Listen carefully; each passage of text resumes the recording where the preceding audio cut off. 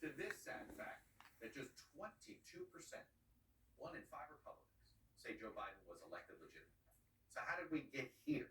Well, taking a look back shows us that Donald Trump has been laying the groundwork for this big lie really his entire political career. In fact, some say it all started more than 5 years ago. Caucus night, 2016 in Iowa, where Trump, faced with his first big loss in the primary season, tweeted, Ted Cruz didn't win Iowa, he illegally stole it. Trump would later delete the tweet. But even after he won the presidency, he blamed his massive popular vote loss on these mythical millions of people who voted illegally. And in fact, to back up this lie, the president tried to establish a voter fraud commission, which ended up quietly disbanding after finding no evidence of widespread fraud. Then, leading up to his 2020 showdown with Joe Biden, Trump spent months repeating lies about the election system overall, particularly casting doubt around increased mail-in voting and other election changes made due to the coronavirus pandemic. Here's a sampling. I think mail-in voting is going to rig the election. I really do. You're sending out hundreds of millions of universal mail-in ballots. Hundreds of millions. Where are they going? Who are they being sent to? This is just a way they're trying to steal the election. Then, before the votes were even counted, Trump attempted to declare victory on election day.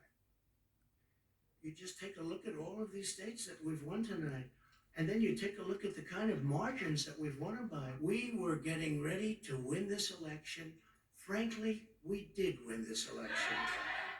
And then, less than 2 days later, if you count the legal votes, I easily win. If you count the illegal votes, they can try to steal the election from us. And what is a better way to cast doubt on election results than to flood the zone with conspiracy theories, bizarre accusations, and lawsuits from your so-called dream legal team here? And the president got a lot of help from some far-right outlets like OAN and Newsmax, who sort of mainlined this propaganda, especially when his supporters felt that Fox News wasn't being, quote, loyal enough after they called the election for Joe Biden.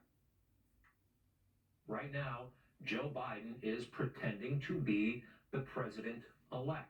They know they haven't won this thing fair and square. We here at One American News are the only ones providing truthful, accurate numbers, as we believe President Trump, as you can see, still has a chance of winning. And in fact, take a look at this Newsmax viewership increase in the days after Election Day, because Trump was trashing Fox, and he basically pointing to the outlets that were believing his big lie. But it wasn't just on TV. Let me show you this. The far-right social media platform Parler, they went from number 1,023 on the most downloaded free iPhone app ranking on November 2nd, 2020, basically just before the election. After a week of propaganda, number 1 in a week. At the same time, Trump and his allies were trying to come up with ways to get Congress to overturn the election results. And we all know what that led to.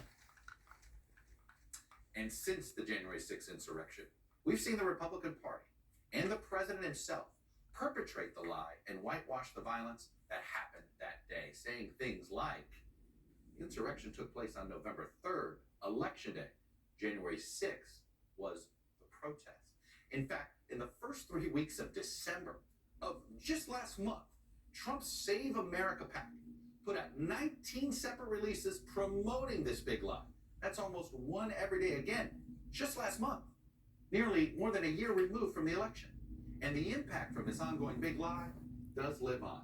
In fact, 10 out of 15 Republican candidates for Secretary of State in 5 key battleground states still question whether Trump lost the 2020 election.